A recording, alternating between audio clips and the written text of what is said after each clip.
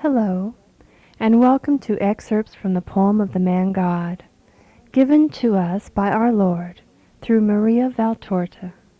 Reading for you is Nancy, Third Order Carmelite.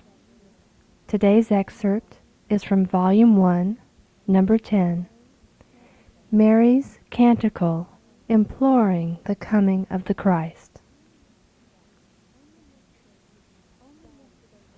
Only yesterday evening, Friday, I began to see.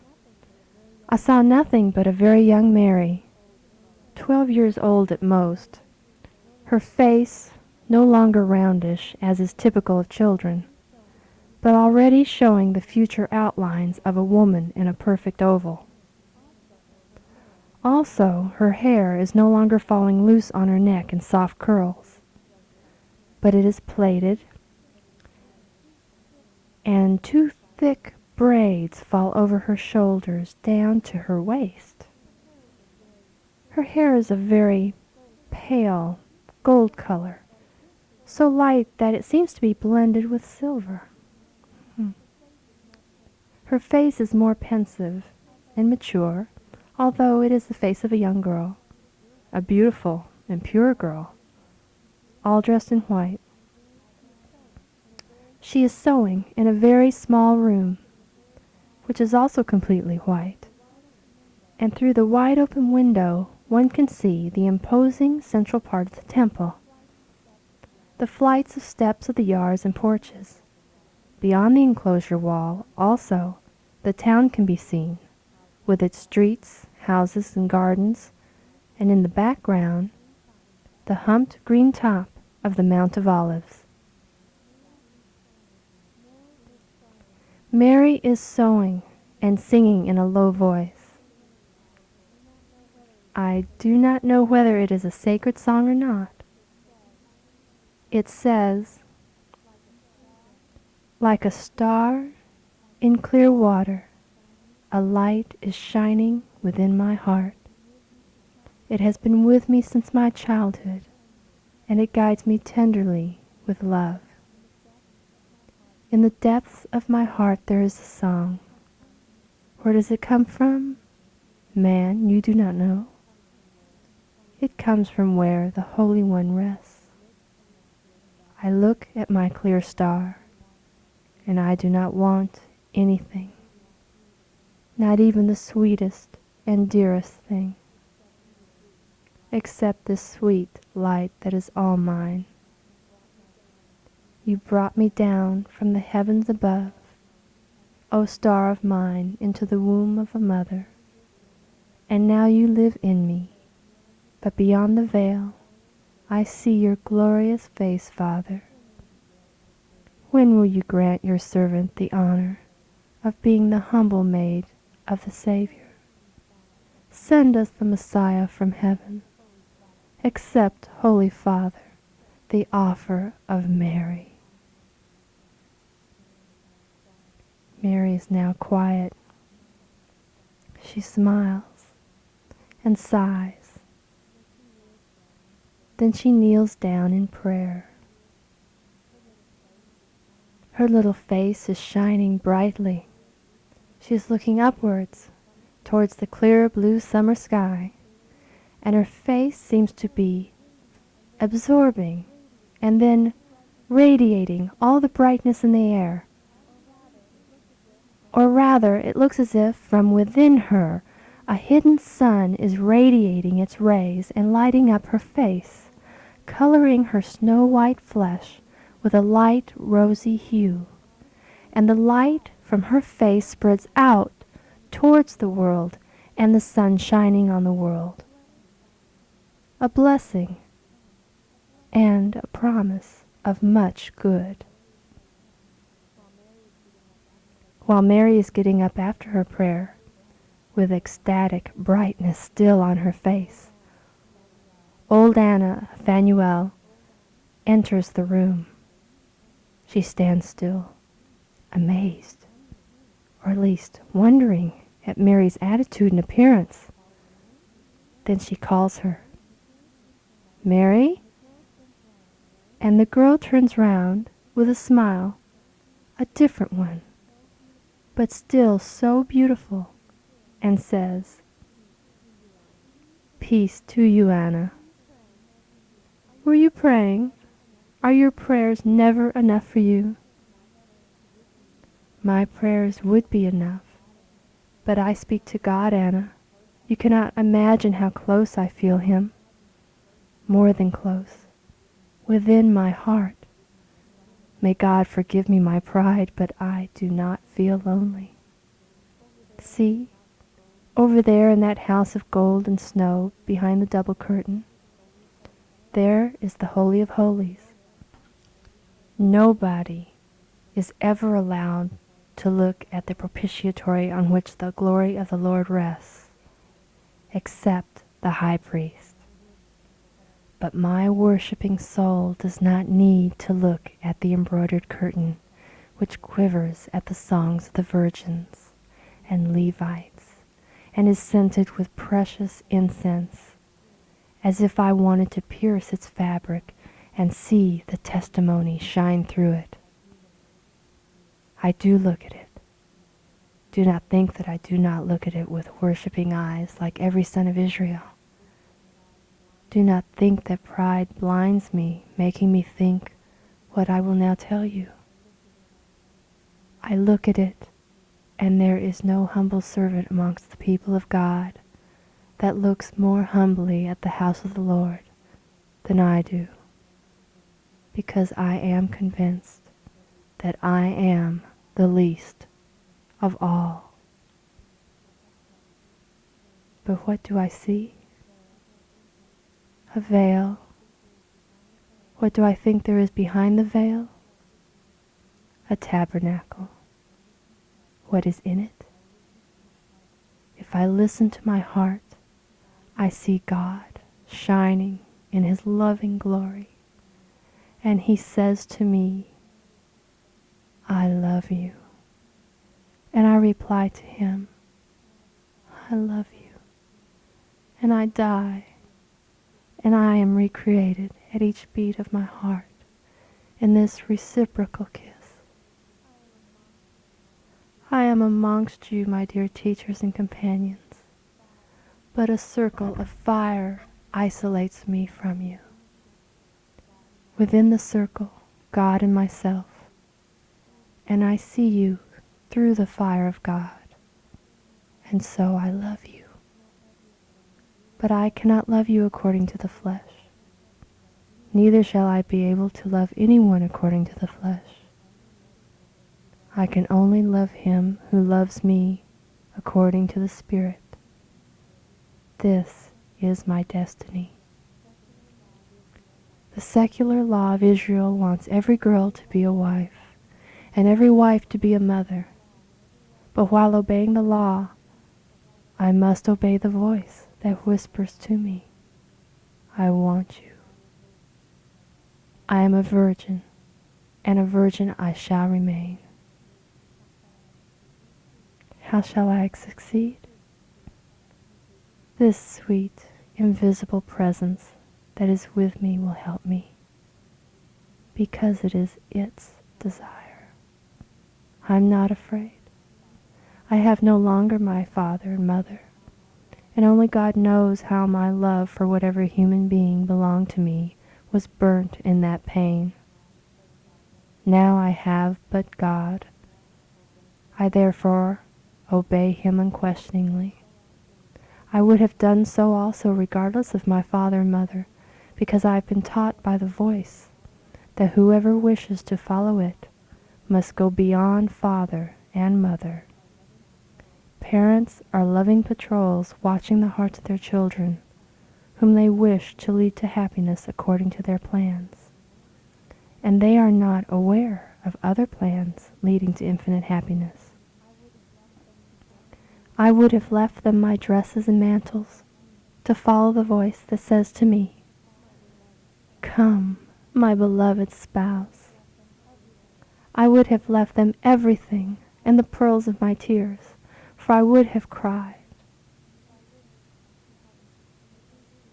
having to disobey them, and the instincts of my blood, because I would have defied even death to follow the voice calling me. Would have told them that there is something greater and sweeter than the love of a father and mother, and that is the voice of God. But now, by His will, I am free from this tie of filial love. Nay, it would not have been a tie. My parents were two just people, and God certainly spoke to them as He speaks to me.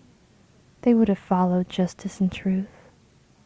When I think of them, I imagine them in the quiet expectation among the patriarchs, and I hasten with my sacrifice the coming of the Messiah to open for them the gates of heaven. I am my own guide on earth, or rather God guides His poor servant, giving her His commands, and I fulfill them because it is a joy for me to obey. When the time comes, I will reveal my secret to the spouse, and he will accept it. But Mary, which words will you find to persuade him? You will have the love of a man, the law and life against you. I shall have God with me. God will enlighten the heart of the spouse. Life will lose the incentives of the senses and become a pure flower with the fragrance of charity. The law, Anna, don't call me a blasphemer. I think the law is about to be changed. By whom do you think, if it is divine? By the only one who can change it, by God. The time is nearer than you think, I tell you. Because when I was reading Daniel, a great light came to me from the depths of my heart, and I understood the meaning of the enigmatic word. The 70 weeks will be shortened because of the prayers of just people. Does this mean that the number of the year is being changed? No. A prophecy is never wrong. But the measure of the prophetic time is the course of the moon, not of the sun. Therefore I say, near is the hour when the baby born of a virgin will be heard crying. Oh, since this light that loves me tells me so many things, I wish it would tell me where the happy mother is that will give birth to the Son of God and Messiah of His people. Barefooted, I would travel all over the world, neither cold nor frost, neither dust nor heat, nor wild beast nor hunger would prevent me from reaching her, and I would say to her, grant your servant, and the servant of the servants of Christ, to live under your roof. I will turn your millstone in your press. Use me as a slave to work your millstone and to watch your herds.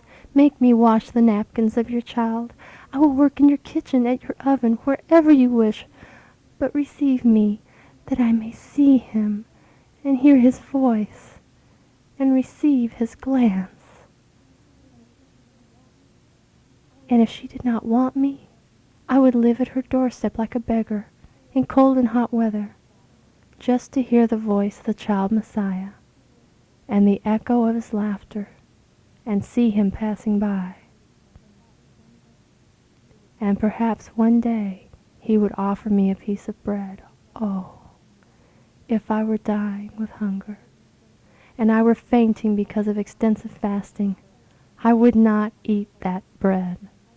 I would hold it close to my heart, like a bag of precious pearls, and I would kiss it to scent the perfume of Christ's hand.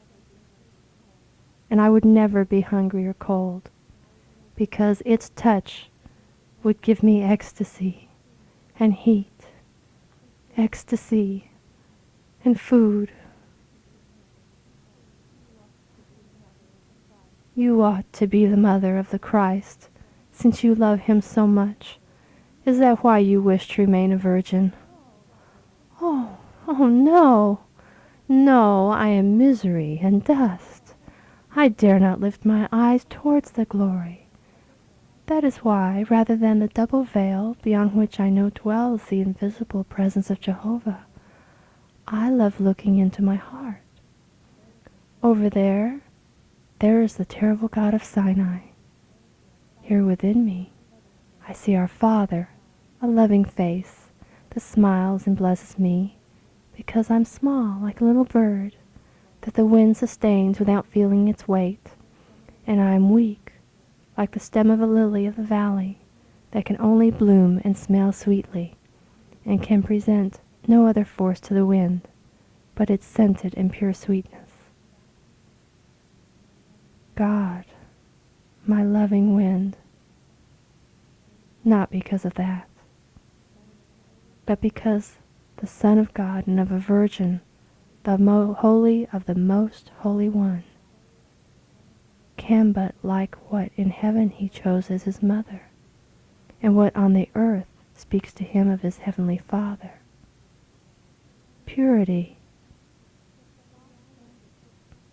If the law pondered that, if the rabbis who have complicated the law with all the quibbles of their teaching turned their minds to higher horizons and aimed at supernatural things, deserting the human and lucrative affairs which cause them to forget the supreme end, they should, above all, make purity the main subject of their teaching, so that the King of Israel may find it when he comes, with the olive branches of the peaceful one, with the palms of the triumpher spread, lilies, lilies, lilies.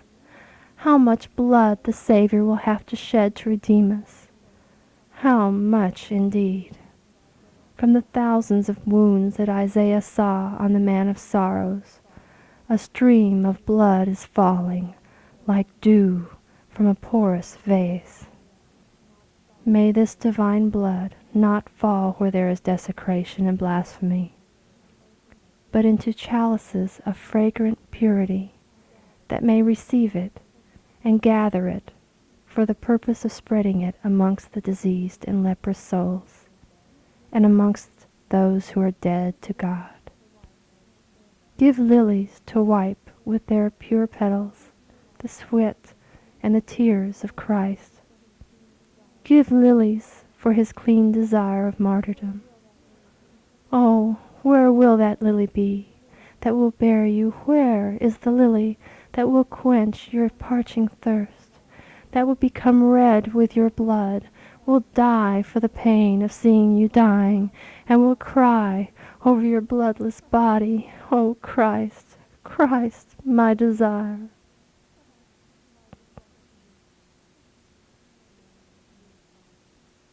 Mary is now silent, weeping and overwhelmed. Anna is also silent for a little while. And then with her clear voice of a deeply moved old woman, she asks, "Have you anything else to teach me, Mary?" Mary rouses. She must think in her humility that her teacher is reproaching her, and she exclaims, "Oh, forgive me. You are my teacher. I am nothing. But this voice comes from my heart. I watch over it to avoid speaking. But like a river that under the fury of water breaks its embankment, it has now overcome me and overflowed. Please pay no attention to my words and chastise my presumption. Words of mystery should remain in the depths of one's heart, which God helps in his goodness. I know. But this invisible presence is so sweet that I am filled with joy. Anna, please forgive your little servant." Anna embraces her while tears shine on her old, wrinkled, trembling face. The tears run along her wrinkles like water, along an uneven ground that becomes a trembling swamp.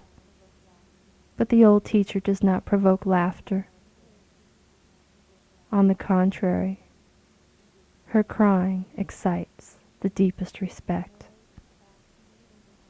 Mary is clasped in her arms, her little face against her teacher's breast, and it all finishes thus.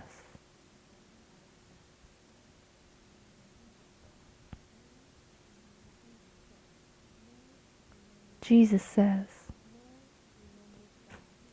Mary remembered God. She dreamt of God. She thought she dreamt. She was only seeing again what she had seen in the splendor of God's heaven, in the instant she was created to be united to the body conceived on the earth. She shared with God one of God's properties, although in a lesser degree, as was fitting. That is the property of remembering, seeing, and foreseeing, which is an attribute of the mighty and perfect intelligence, not impaired by fault. Man was created in the image and likeness of God. One of the likenesses is the capability for the soul of remembering, seeing and foreseeing. This explains the faculty for reading into the future. This faculty sometimes comes directly by God's will. Sometimes it is a power of recollection that rises like the sun in the morning, illuminating a point on the horizon of centuries, already seen in the vision of God. Such mysteries are too deep to be fully understood by you. But consider, can the supreme intelligence, the mind that knows everything, the sight that sees everything, give you something different from himself, having created you by an act of his will and a breath of his infinite love, and having made you his children, both by your origin and your destination? He gives you it in an infinitesimal part, as the creature cannot contain the Creator. But that part is perfect and complete, although infinitesimal. What treasure of intelligence God gave Adam! The fall impaired it, but my sacrifice reinstates it, and opens the splendor of intelligence, its wealth, its science for you. How sublime is the human mind united to God by his grace, sharing with God the faculty of knowledge. The human mind united to God by grace. There's no other way. Those who inquisitively seek ultra-human secrets should remember that. All knowledge that does not come from a soul in grace, and is not in grace, who is against God's law, which is very clear in its commandments, such knowledge comes from Satan. It seldom corresponds to the truth when human matters are concerned. It never corresponds to the truth with regard to superhuman matters. The demon is in fact the father of falsehood, and can but lead on to the path of falsehood.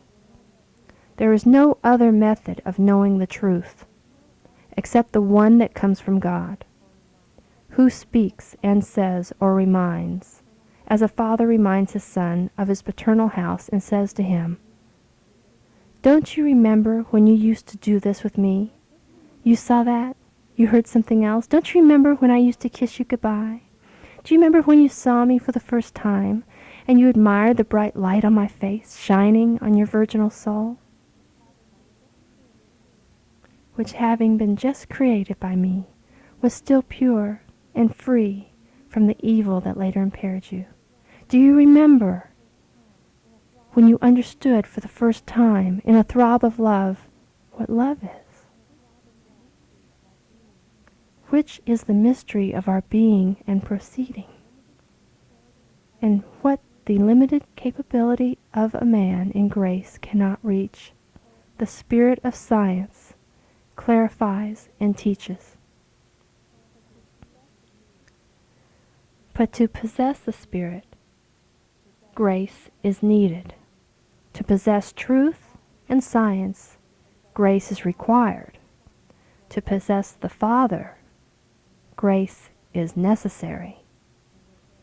Grace is a tent in which the three persons dwell. It is a propitiatory on which the eternal Father rests and speaks, not from within a cloud, but revealing his face to his faithful children. Saints and just people remember God. They remember the words they heard in the creating mind in which the supreme goodness revives in their hearts to raise them like eagles to the contemplation of the truth and to the knowledge of time. Mary was full of grace. The whole one and trine grace was in her. The whole one and trine grace prepared her like a bride for the wedding, like a nuptial bed for the offspring, like a divine person for her maternity and mission. She closes the cycle of the prophetesses of the Old Testament and opens the period of the spokesman of God of the New Testament. True ark of the Word of God, looking into her immaculate heart, she discovered the words of eternal knowledge, which the finger of God had written there, and she remembered, as all saints do, that she had already heard them when her immortal soul was being created by God, Father, the Creator of all living beings. And if she did not remember everything of her future mission, the reason is that God leaves some gaps in every human perfection, according to a law of divine prudence, out of goodness, and as a reward to creatures. Mary, the second Eve, had to achieve her part of merit in being the mother of Christ, with a faithful goodwill that God exacted also from his Christ to make him a Redeemer. The spirit of Mary was in heaven. Her morale and her body were on the earth, and they had to tread on the earth and on the flesh to reach the Spirit and join it to the Spirit in a fruitful embrace.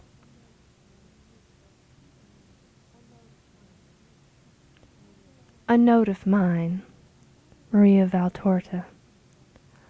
All day yesterday, I thought I was going to see the news of the death of her parents being given to Mary by Zacharias. I do not know why.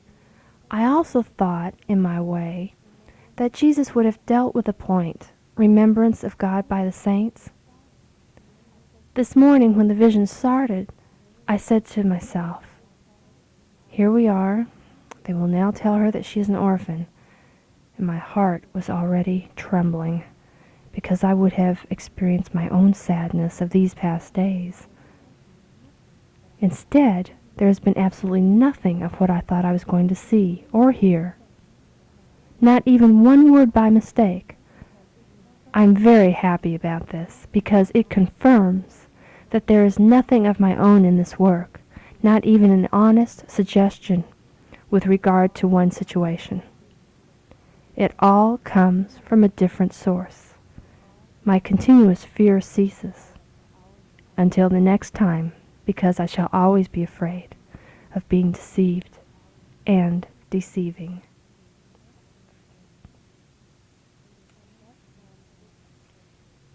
And thus ends this excerpt from the poem of the man God, and may he bless you. Hello, and welcome to Excerpts from the poem of the man God, given to us by our Lord through Maria Valtorta. Reading for you is Nancy, Third Order Carmelite.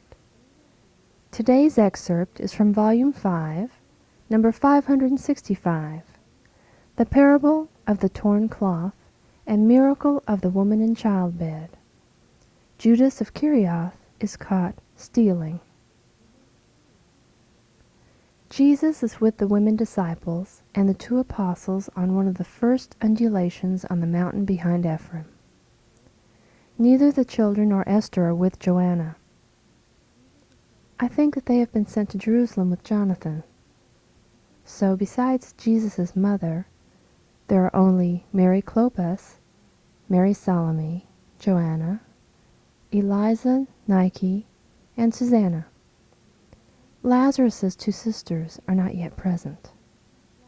Eliza and Nike are folding garments, which have certainly been washed in a stream that shines down in the valley, or have been brought here from the stream and then laid out on this sunny tableland.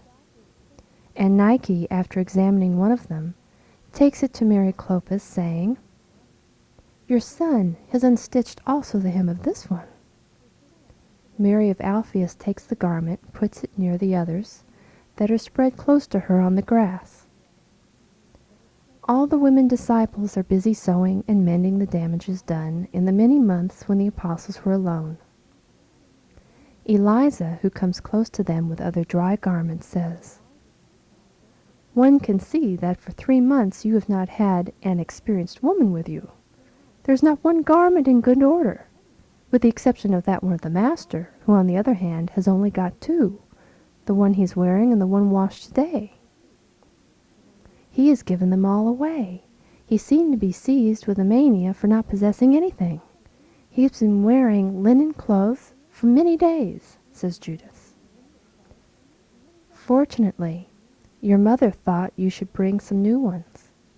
The one dyed purple is really beautiful. You needed it, Jesus. Although you looked so handsome dressed in linen, you really looked like a lily," says Mary of Alphaeus. "A very tall lily, Mary," says Judas satirically. "But he is so pure, as you are certainly not, and neither is John. You are wearing a linen garment as well, but believe me, you do not look like a lily," replies frankly Mary of Alphaeus. "My hair is dark, and so is my complexion. That is why I am different." "No, it does not depend on that. The fact is that your candor is on your outward appearance. His is instead within him, and it transpires through his eyes, his smile, his word. That is the situation. Ah, how lovely it is to be with my Jesus." And the good Mary lays her toil-worn, honest hand of an elderly, hard-working woman on the knee of Jesus, who caresses it. Mary Salome, who is inspecting a tunic, exclaims, "This is worse than a tear! Oh, son, who closed this hole like that for you?" And scandalized as she is, she shows her companions a kind of very wrinkled navel, forming a raised ring on the cloth, held together by some very coarse stitches, enough to horrify a woman. The strange repair is the epicenter of a series of puckers that widen out radially on the shoulder of the tunic. They all laugh, and John is the first. He did the mending, and he explains, "I could not go about with the hole, so I closed it." "I can see that, poor me, I see that, but could you not get Mary of Jacob to mend it for you? She is almost blind, poor woman. And then the trouble was that it was not a tear. It was a real hole. The garment got stuck to the faggot I was carrying on my shoulder, and when I dropped the faggot from my shoulder, also a piece of the cloth came off, so I just repaired it like that." "You spoiled it like that, my son. I would need—" She inspects the tunic, but shakes her head. She says, "I was hoping I could use the hem, but it is no longer there." "I took it off at Nob, because it was cut at the fold, but I gave your son the bit I removed," explains Eliza. "Yes, but I used it to make cords for my bag." "Poor sons, how badly you need us near you," says the Blessed Virgin, mending a garment belonging to whom I do not know. "And yet some cloth is needed here. Look, the stitches have ended up by tearing the cloth all around. and a great damage has become an irreparable one, unless I can find something to replace the missing cloth. Then one will still see it, but it will be passable. You have given me the starting point for a parable, says Jesus. And Judas at the same time says, I think I have a piece of cloth of that shade at the bottom of my bag, the scrap of a tunic that was too discolored to be worn, so I gave it to a little man who was so much smaller than I am, that we had to cut almost 2 palms off it. If you wait, I will go and get it for you. But I should like to hear the parable first. Well, may God bless you. Listen to the parable first. In the meantime, I will fit the cords onto this tunic of James's. These ones are all worn out. Well, speak, Master, and then I will make Mary Salome happy. Yes, I compare the soul to a cloth. When it is infused, it is new, without tears. It has only the original stain, but it has no injuries in its structure, or stains or waste. Then with time, and the acquisition of vices, it wears out at times to the extent of tearing. It becomes stained through imprudence. It breaks through disorder. Now, when it is torn, one must not mend it clumsily, which would be the cause of many more tears, but it is necessary to mend it patiently and perfectly, and for a long time, to remove the damage already caused as much as possible. And if the cloth is too badly torn, nay, if it has been so rent as to be deprived of a bit of it, one must not be so proud as to pretend to repair the damage by oneself, but one must go to Him, who is known to be able to make the soul strictly honest once again, as He is allowed to do everything, and He can do everything. I am referring to God my Father, and to the Savior who I am. But the pride of man is such that the greater is the ruin of his soul, the more he tries to patch it up with unsuitable means, that make the damage more and more serious. You may object that a tear can always be seen. Salome also said so. Yes, one will always see the damage of a soul has suffered, but a soul fights its battle. It is therefore obvious that it may be struck. There are so many enemies around it. But no one, seeing a man covered with scars, the signs of his many wounds received in battle, to gain victory, can say, "This man is unclean." On the contrary, one will say, "This man is a hero, and there are the purple marks of his worth." Neither will anyone ever see a soldier avoid being cured because he's ashamed of a glorious wound. On the contrary, he will go to the doctor and say to him with holy pride, "Here I am, I fought and I won. I did not spare myself, as you can see. Now heal my wounds that I may be ready for more battles and victories." He instead, who is suffering from foul diseases brought about by shameful vices, is ashamed of his sores before relatives and friends, and also before doctors. And at times, he is so silly that he conceals them until their stench reveals them. Then it is too late to remedy. The humble are always sincere, and they are also valiant fighters who have not to be ashamed of the wounds received in the struggle.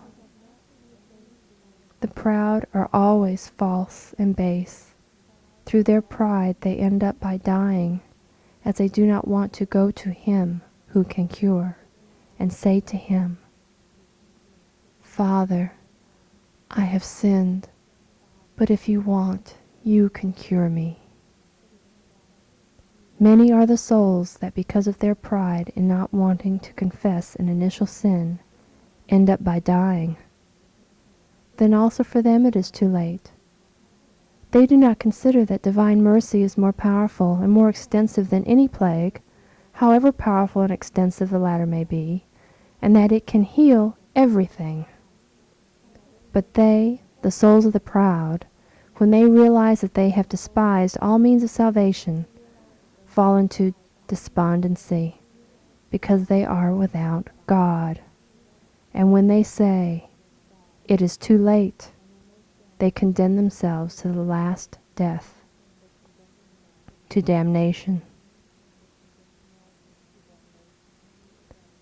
And now, Judas, you may go and get the cloth. I'm going, but I did not like your parable. I didn't understand it. But if it is so clear, I have understood it, and I am a poor woman, says Mary Salome. And I have not. Once your parables were more beautiful. Now, bees, cloth, towns changing names, souls that are boats, such mean things, and so confused, which I do not like any more, and I do not understand. But now I will go and get the cloth, because I say that it is in fact needed. But the garment will always be a spoilt one. And Judas stands up and goes away. Mary lowered her head more and more over her work while Judas was speaking. Joanna instead raised hers, fixing her eyes on the imprudent apostle with indignant authority. Eliza also raised her head, but then she imitated Mary, and Nike did the same. Susanna opened her big eyes wide, being astonished, and looked at Jesus and not at the apostle, wondering why he does not react. But no one has spoken or made any gesture.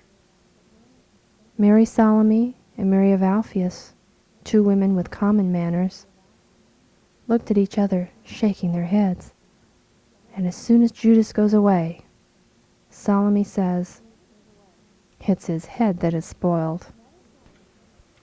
Yes, that is why he understands nothing, and I do not think that even you will be able to mend it. If my son were like that, I would break his head. Yes, as I made it for him, that it might be the head of a just man, so I would break it. It is better to have a disfigured face than a disgraced heart, says Mary of Alphaeus. Be indulgent, Mary. You cannot compare your sons who were brought up in an honest family in a town like Nazareth to this man, says Jesus. His mother is good. His father was not a wicked man, so I heard, replies Mary of Alphaeus. Yes, but his heart was not lacking in pride. That is why he took his son away from his mother too early. And he also helped in developing the moral heritage that he had given his son by sending him to Jerusalem. It is painful to say, but the temple is certainly not the place where hereditary pride may diminish, says Jesus. No place in Jerusalem, even if it is a place of honor, is suitable for diminishing pride or any other fault, says Joanna with a sigh. And she adds,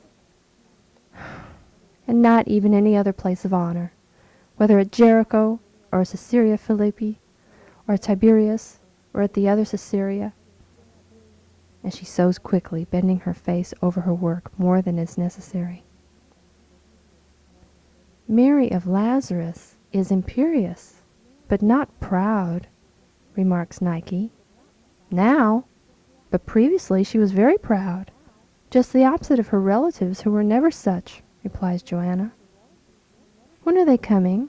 asks Salome. Soon, if we are to leave in 3 days' time. Let us work quickly then. We shall just manage to finish everything in time, says Mary of Alphaeus, urging them. We were late in coming because of Lazarus, but it was better so, because Mary was spared much work, says Susanna. But do you feel you can do so much walking? "You are so pale and tired, Mary," asked Mary of Alphaeus, laying her hand on Mary's lap and looking at her anxiously. "I am not ill, Mary, and I can certainly walk." "No, you are not ill, but you are so distressed, mother. I would give 10 and 10 years of my life, and I would embrace all sorrows to see you once again as I saw you for the first time," says John, who looks at her compassionately. "Your love is already a medicine, John. I can feel my heart calm down when I see how you all love my child, because there is no other cause for my suffering, none, except seeing that he is not loved. I am already recovering here, close to him, and among you who are so faithful. Of course, those months all alone at Nazareth, after seeing him depart so distressed, already so persecuted, and hearing all those rumors, oh, how much grief. Now, being near him, I see, and I say, at least my Jesus has his mother to comfort him and say words that drown other words. And I see also that love is not completely dead in Israel. And I have peace, a little peace, not much, because Mary does not say anything else. She lowers her face that she had raised to speak to John, and it is only possible to see the top of her forehead that blushes through a mute emotion, and then 2 tears shine on the dark garment she is mending.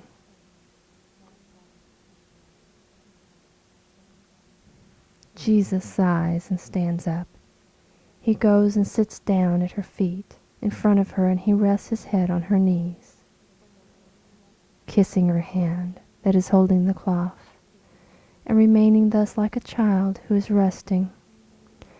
Mary removes the needle from the cloth in order not to hurt her son, and then she lays her right hand on his head, bent on her knees, as she looks up towards the sky, and she certainly prays, although she does not move her lips. Her whole attitude, it is clear that she is praying. She then bends to kiss her son's hair near his bare temple. The other women do not speak until Salome says, "But how long is it taking, Judas? The sun will be setting and I shall not be able to see." "Someone has probably detained him," replies John, and he asks his mother, "Shall I go and tell him to hurry?" "You had better go, because if he has not found the cloth, I will shorten your sleeves, as it will soon be summer, and I will make another garment for you for autumn, because you cannot wear this one any longer. And with the piece I take off, I will mend this one here. It will be all right to go fishing, because after Pentecost you will certainly come back to Galilee." "I will go then," says John, and being always kind, he asked the other women, "Have you any garments already mended that I can take to our lodgings? If you have, give them to me. You will have less to carry on your way back." The women gather together what they have already mended and give it to John, who turns round to go away, but he stops at once, seeing Mary of Jacob running towards them. The old woman is plodding along as fast as her old age allows her, and she shouts to John, "Is the master there?" "Yes, mother, what do you want?" The woman replies while continuing to run, "Ada is ill, very ill, and her husband would like to call Jesus to comfort her, but as the Samaritans have been so wicked, he doesn't dare. And I said, 'You do not know him yet. I will go, and he will not say no to me.'" The old woman is panting after hurrying uphill. "Don't rush any farther. I will come with you. Nay, I will go ahead. Follow us slowly. You are old, mother, to hurry thus," Jesus says to her. Then he says to his mother and the women disciples, "I am staying in the village. Peace to you." He takes John by the arm and runs down fast with him. The old woman takes breath and would like to follow him after replying to the women who ask her questions. Only the rabbi can save her. Otherwise she will die like Rachel. She's becoming cold and is losing her strength, and she's writhing in the spasms of pain. But the women detain her, saying, "But have you tried with hot bricks under her kidneys?" "No, it is better to envelop her in woolen cloth soaked in wine with spices, as warm as possible." "I was helped for James by unctions with oil and then by hot bricks." "Make her drink a lot." "If she could stand straight and take a few steps while a woman rubbed her kidneys hard."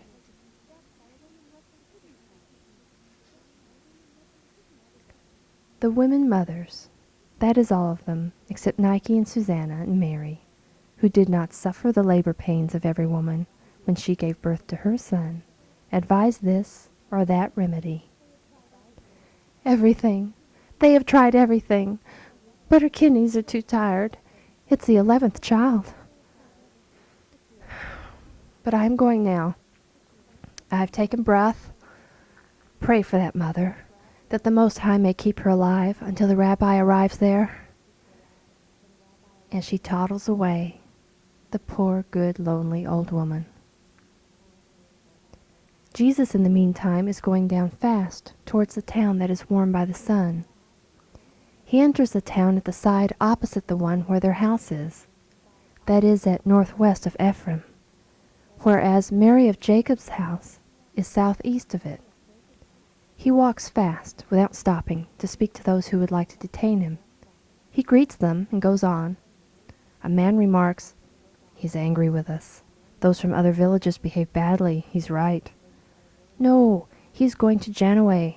His wife is dying at her 11th delivery." "Poor children! And is the rabbi going there? How good he is! Although offended, he helps." "Genoa did not offend him. None of us offended him. But they were men of Samaria." "The rabbi is just, and he can tell one from another. Let us go and see the miracle." "We shall not be able to go in. It's a woman, and she's giving birth. But we shall hear the newborn baby cry, and it will be the voice of a miracle." They run to join Jesus. Other people also gather together to see. Jesus arrives at the house, which is disconsolate because of the impending misfortune. The 10 children, the oldest is a young girl in tears, pressed by younger brothers who are weeping, are in a corner in the vestibule near the wide-open door. Old wives are going and coming. Whispers are heard, and the shuffling of bare feet moving on the brick floor. A woman sees Jesus and shouts, "Genoa! You can hope. He has come." She runs away with a steaming pitcher. A man rushes and prostrates himself. He makes only a gesture and says, "I believe. Mercy for them." And he points at his children. "Stand up and take heart. The Most High helps those who have faith, and he has mercy on his distressed children." "Oh, come, Master. Come, she is already black. Choked by convulsions, she can hardly breathe. Come." The man who has lost his head ends up by losing it completely upon hearing the cry of an old woman who shouts, "Genoa, run! Ada's dying!" Pushes and pulls Jesus to make him go quick towards the room of the dying woman, deaf to Jesus' words, "Go and have faith." The poor man has faith, but what he lacks is the capability to understand the meaning of those words, the secret meaning of the certainty of a miracle. And Jesus, pushed and pulled, climbs the steps to go into the room upstairs, where the woman is. But he stops on the landing of the staircase. at about 3 meters from the open door, through which it is possible to see the deadly pale face that is already livid and contracted in the mask of agony. The old wives make no further efforts. They have already covered the woman up to her chin and are looking at her. They are petrified, awaiting her death.